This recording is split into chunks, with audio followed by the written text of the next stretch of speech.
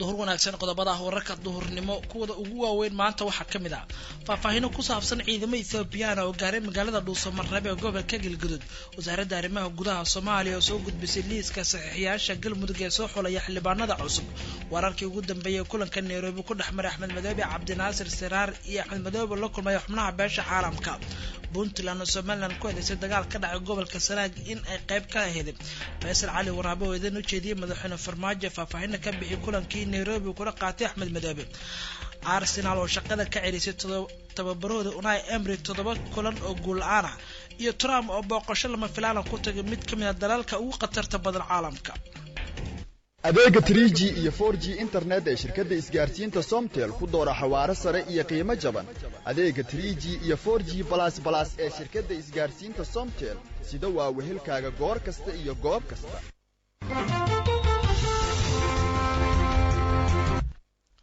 markale duhur wanaagsan waa 29 November 2019 intaas waxay ahaayeen saaxiibayaal wararka maanta kuwada ugu waaweynaa aan gudagalno wararkaas oo dhameystiran wararkii ugu dambeeyay Dhuusamareeb ayaan eegi doonaa halkaas oo ciidamada military oo Ethiopian maanta la geeyay wararka ka imaanaya magaalada Dhuusamareeb ee gobolka Galgaduud waxa ay sheegayaan in ciidamada military oo Ethiopian aan qayb ka ahayn xoogagga nabad ilaalinta Midowga Afrika inay gaareen magaaladaasi ciidankan oo ku hubeysan hubka noocyadooda kala duwan oo wata gaadiidka xamuulka ah ee uraalka Soomaalida u taqaana ayaa gaaray garoonka Ugaas Nuur ee magaalada Dhuusamareeb ayagoona ku biiraya ciidamada Djibouti ku sugnaa magaalada qayb ka ah nabad ilaalinta amniga magaalada Dhuusamareeb ee lagu xasilinayo militariga Ethiopia ayaa qabeeyay soo dhaxmaray magaalada Gurceel ee gobolka Galgaduud kadib markii ay ka soo talaabeen xuduudda labada dal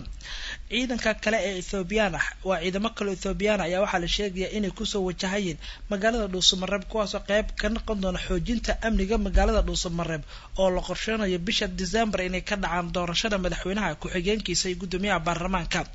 warar la xaqiijinay idaacada Saraasho waxa ay sheegayeen in xubno mas'uuliyiin ka tirsan dawladda federaalka ay maalinta bari ay ku wajaheen magaalada Dhuusamareeb dawladda Soomaaliya ayaa waxa ay dareen ka muujinaysaa in ahlu sunna ay caqabad ku noqon karto amniga magaalada Dhuusamareeb iyo waliba doorashada baarlamaanka iyo madaxtooyada Galmudug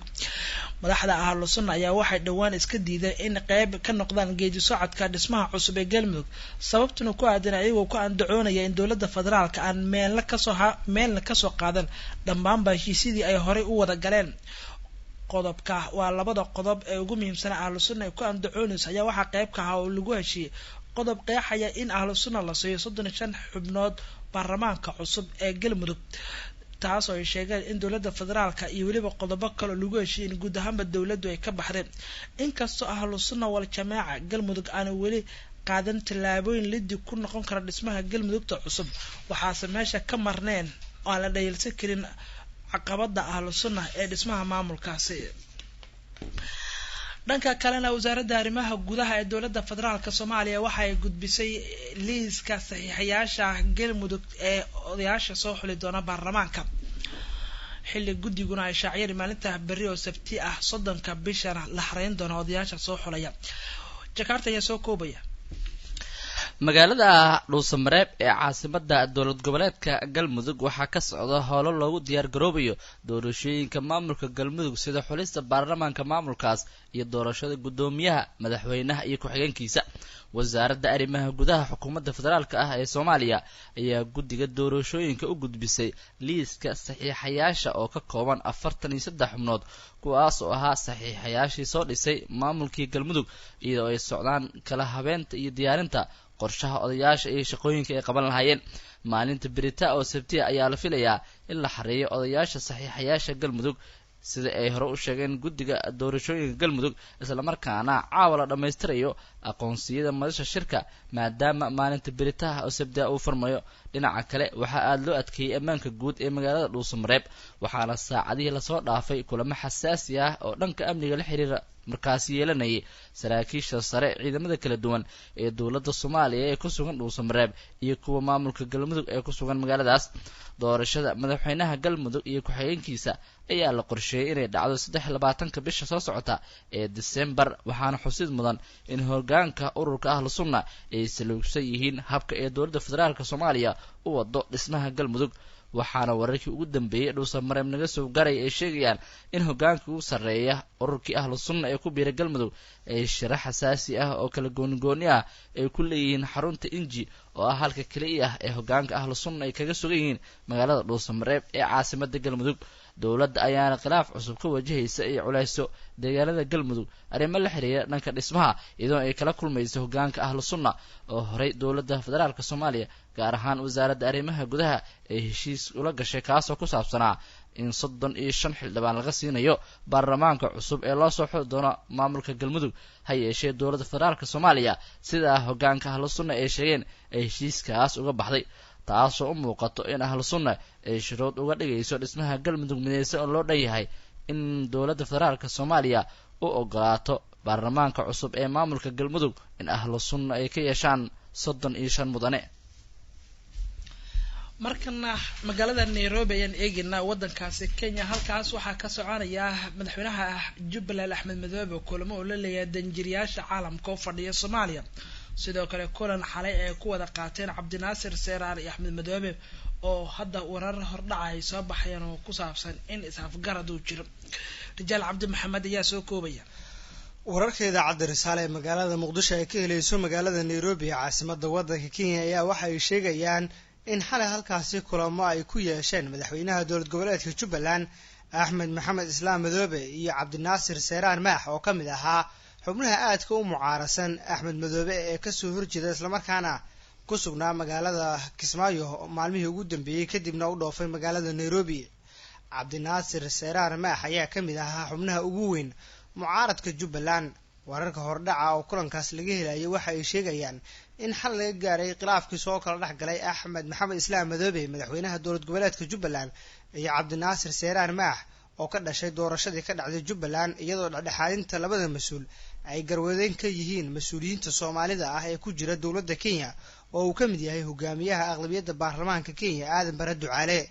Cabdinaasir Seeraar Maax iyo xildhibaan Cabdirashiid Xidig oo ka tirsan golaha shacabka ayaa ka soo horjeeda Axmed Madoobe waxaana mid kasta uu taageerayaashiisa magaalada Kismaayo u sheegeen inay u doorteen inuu yahay madaxweynaha Jubbaland ha yeeshee Cabdinaasir ayaa si laba filaan ah u tagay magaalada Nairobi kadib markii maalmo uu ka hormaray madaxweynaha Jubbaland halka Cabdirashiid Xidigna weli uusan wax warar ka soo saarin kulamada dhexmaray Seeraar iyo sidoo kale Axmed Maxamed Islaam Madoobe madaxweynaha Jubbaland Axmed Maxamed Islaam ayaa dib u doorashadiisa sheegay inuu diyaar u yahay inuu xaliyo cid kasta oo wax ka tabanaysa maamulkiisa waxaana maalmahan magaalada Nairobi ee dalka Kenya uu kulamo kala duwan kula qaadanayay siyaasiyiin madax ka tirsan beesha caalamka iyo sidoo kale mas'uuliyiinta dowladda Kenya Axmed Madoobe madaxweynaha Jubbaland iyo dowladda federaalka ee Soomaaliya ayaa waxaa ka dhaxeeyay khilaaf xoogan kadib markii dowladda Soomaaliya ay diiday dib u doorashadiisii iyadoo weli khilaafkaasi uu taagan yahay xal aan laga gaarin kulanka magaalada Nairobi ku dhaxmaray madaxweynaha dowlad goboleedka Jubbaland Axmed Maxamed Islaam Madoobe iyo Cabdinaasir Seeraar Maax ayaa wadada u xaaraya in la soo afjaro khilaafkii ka dhashay doorashadii maamulka Jubbaland ee dhanka dadka deegaanka ah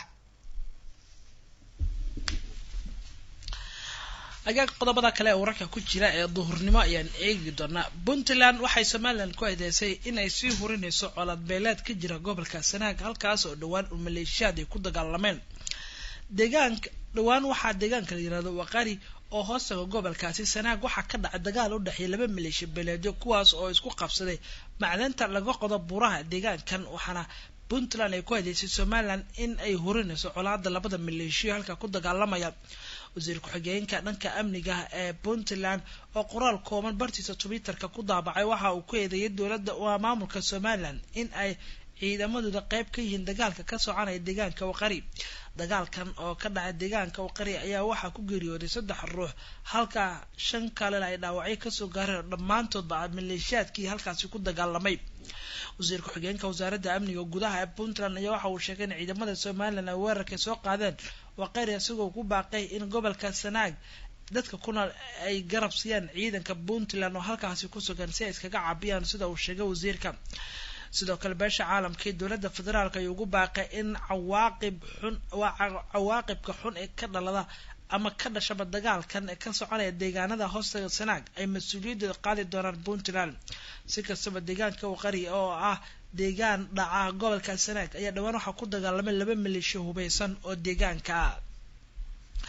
kordho wararka ku saabsan arrimaha Soomaalida ka baxsan caalamka ayaan eegi doonaa oo kamid ah Trump oo tagay mid ka mid ah dalalka ugu khatarta badan caalamka iyo Arsenal oo shaqadii ka celisay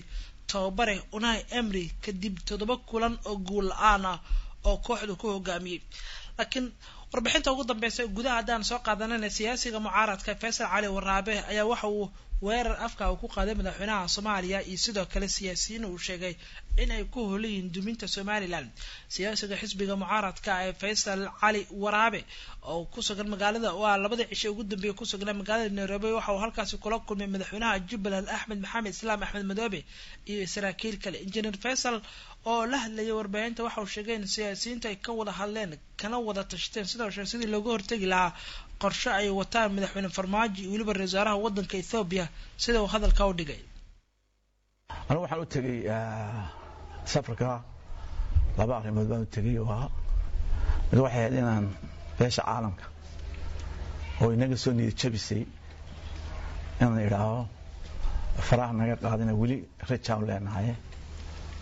waa inta aan la kordhin madaxdaadka ayuu balantaasi ay noo ahayd iyo dad kale oo iyaguna reer Soomaaliya oo iyaguna meesha ku balansaneen ayaanu aanu tagay madaxda reer Soomaaliya ka tirsan masiibada waxaan kula kulmay iyaguna markaa joogo qoladii on elaftaha waxaan kulmay qoladii ma jeerteen oo Salaadiina Axmed Madoobe kulamada waxaan ka tashanay si Soomaaliya loo badbaadin lahaa iyo Somaliland si looga hortagi lahaa qorshaha ay wado safiirka Mareykanka iyo Farmaajo iyo ra'iisul wasaaraha Ethiopia ee la doonayay in Soomaalida geeska joogta marka noo diyaar garow wararka Soomaalida ka baxsan ee caalamka intiisa kale waxyaabaha ama dhacdooyinka ugu waaweyn hadda warbaahinta dunidu ay si weyn u hadalhaysayeen xalay laba soo qaadan doonaan qaybta Smartiga waxa si weyn hadda loo hadalhayaa oo waliba war degdega goordhabe soo dhaca ah in kooxda Arsenal ay shaqada ka celisay tababare Unai Emery kadib 7 kulan oo guul la'aan ah oo kooxda ku hogaaminayay Unai Emery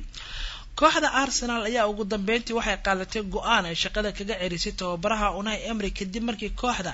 ay shay natiijadii ugu xumayd 27 sano macalinka reer Spain ayaa kooxdana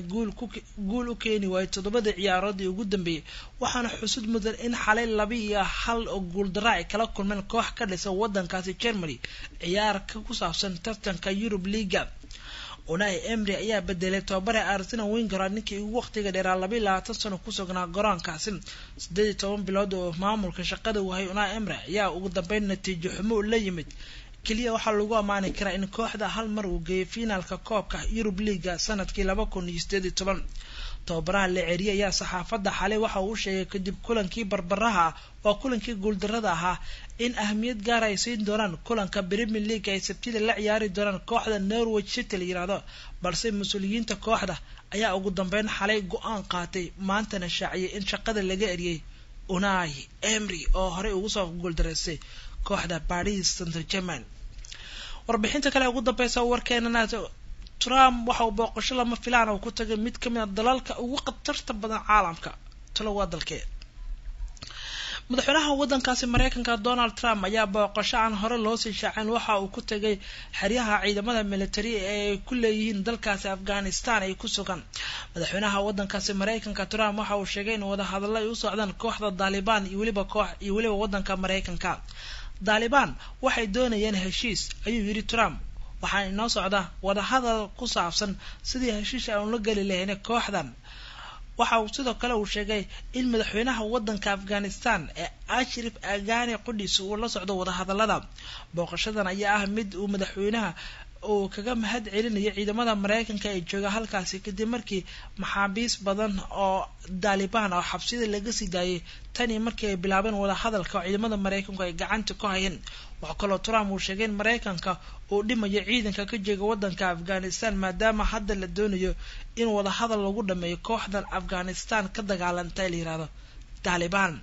ciidamo gaaraya 13,000 oo askarta Mareykanka ayaa ku sugan dalkaasi Afghanistan kuwaas oo halkaasi uu la geystay 10 sano ka hor kadib markii ciidanka Mareykanka ay farageliyeen dagaal xilliyaasi ka soconayay gudaha wadanka Afghanistan arrintan ayaa loo sababeynaya weerarkii lagu qaaday daaraha dhaadheer ee Mareykanka xilligaasi booqashada Trump ayaa waxay ku saadaysaa iyadoo 7 uur kadib markii la fasaxay qaar kamid ah ciidamada Mareykanka ay ku sugnaa xeryaha Mareykanka waxa uu sheegay hadda kala bar inuu dhibi doono ciidanka ka jooga Afghanistan warbixintii warka duhur ugu dambeysay waana geynta